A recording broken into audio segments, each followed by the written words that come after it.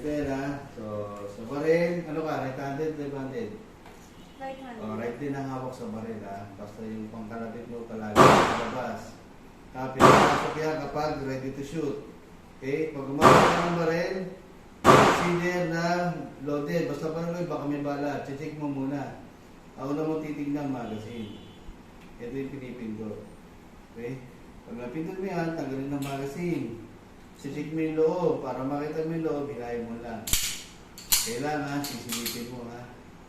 Kasi ang bala, possible na mag-stack up dito. Kaya dapat sinisilip ha. Ito yung muzzle. Ito yung tututok. Kailangan nakatutok lang po sa target. Target lang ha. Hindi pwede tututok kung saan. Yan. Ang ganitong baril, semi-automatic. Once na nag-load ka, isang beses mo lang ikakasa. Dito ka hawak sa buwit na yun. Huwag yun na ganito. Kasi nakakaipit yan. Ito sa buwit. Tira, bitaw. Pag matigas, hindi mo kaya ikasa, pwede mo munang ibaba itong hammer. Pag binaba mo yan, mas malambot ilahin. Pero ang pambaba nito yung kabilang kamay ha. Hindi pwede ka rin nasa trigger sa pagbababa mo. Kailangan yung kabila. Kasa. Tuloy-tuloy na yan. Pag sumipot ka, fire. Sa ito ulit, fire. Sa ito ulit, hanggang maubos yung bala mo. O pag wala na siyang bala, ganito yung tsura ng bala pag wala ng bala ha. Tatanggalin mo muna yung magazine. Pag tanggal ang magazine, babalik mo sa dating itsura, hilahin mo na. Okay? Tapos mag-load ulit tayo. Yan. Ang gagawin mo, magpa-practice muna. Ang lahat kayo, mag-dry fire, practice muna bago pumuto. Okay? Pag mag-dry fire, hawakan na may giving barrel, tamang hawak. Figure out, isang kamay nakapatok sa isang kamay. Yan, proper handling. Pintayo mo, pick apart. Una yung left foot kasi right-handed ka. Ang balikat, palagi naka-lean forward, nakapasok ha. Yan. Tapos, mag-i-aim. Pag nag-sight, isang mata lang gagamitin, dominant eye. Dito ka titingin. Ang una mo hanapin, yung front. So, dapat, papantay nito palagi bago i-pointed sa target. Pag pantay na, dahan-dahan lang kalabit. Dahan-dahan lang ha.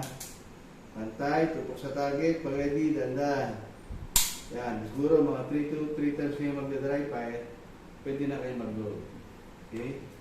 Pag ganito pag-load. Pag mag-load, alam nyo ba lang yung 10? Tapos 10. Yan, doon nyo ipapasok sa magazine yung hulihan ha, impact. So, makikita nyo sa magazine may line. Sa ibabaw niya, nandiyan yung maluwag na space. Then yung tatapat yan sa line. Una yung back. Press down, pasok. So, hindi na siya ron. Press down, pasok. Lima-lima lang ang load ha. Pusits tayo. So, pag nakaload na tayo ng 5, another 5 rounds. Pag after ng pistol na nainime, shotgun naman. So, shotgun, ganito. One step apart. Itong bat, i-dikit sa balikat. Dikit ka, walang spacing. Dikit. Figure out, isa sa kasahan.